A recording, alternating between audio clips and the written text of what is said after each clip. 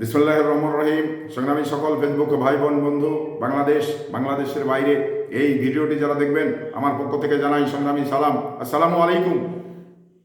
সংগ্রামী উপস্থিতি, বাংলাদেশের যে যখন সুযোগ পেয়েছে, যেই সুযোগের জায়গায় থেকেছে, সেই কিন্তু দোয়াদা ব্যাংক ভর্তি করেছেন।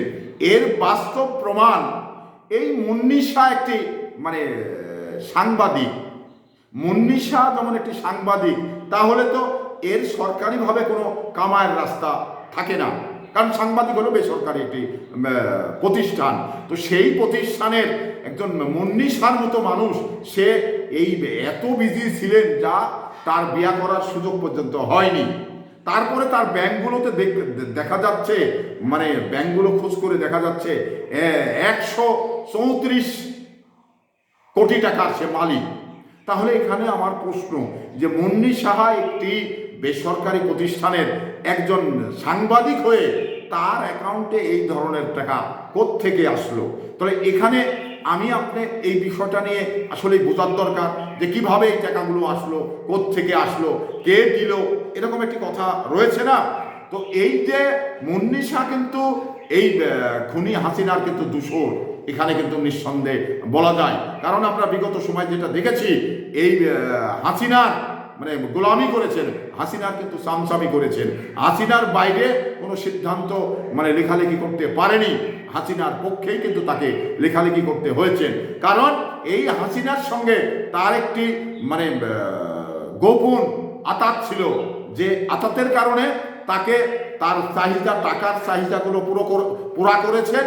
এবং মুন্নি সাহা তার হাসিনার বিপক্ষে উনি কখনো লেখেননি।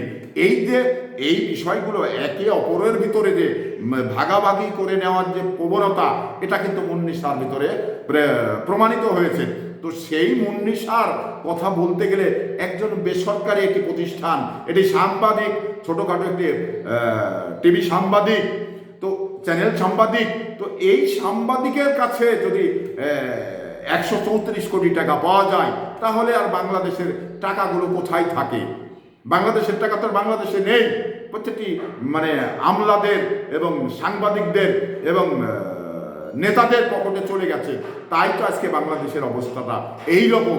তো মুন্নি সাহার ব্যাপারে, মুন্নি সাহা এটি সাংবাদিক, যেমন সচিব, উপসচিব বা আপনার পুলিশের বড় কর্মকর্তা হলেও সেটা একটি ব্যাপার ছিল, কিন্তু একজন বেসরকারি সাংবাদিক, সে তার অ্যাকাউন্টে যদি 134 কোটি টাকা পাওয়া যায় এবং প্রেমের দীর্ঘ সময় প্রেম করে বিয়া করার সুযোগ পর্যন্ত পায়নি, তাহলে বুঝে নিতে হবে যে বাংলাদেশটা নিজের জায়গা থেকে কিভাবে লুটপাট করেছে, কিভাবে হাসিনার সঙ্গে একত্রতা ঘোষণা করে তারা কামাই করেছে। এটার কিন্তু একটি দৃষ্টান্ত উদাহরণ হয়ে আছে।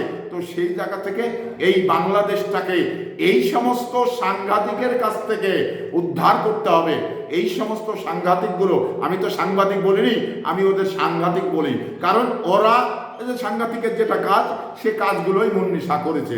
তো এই জন্যেই আমরা সাংঘাতিক থেকে একটু নিজেকে সজাগ, সতর্ক রাখবো, কারণ তারা কিন্তু 9কে 6 বানিয়ে লিখে দিলেই আমাদের বিপদ।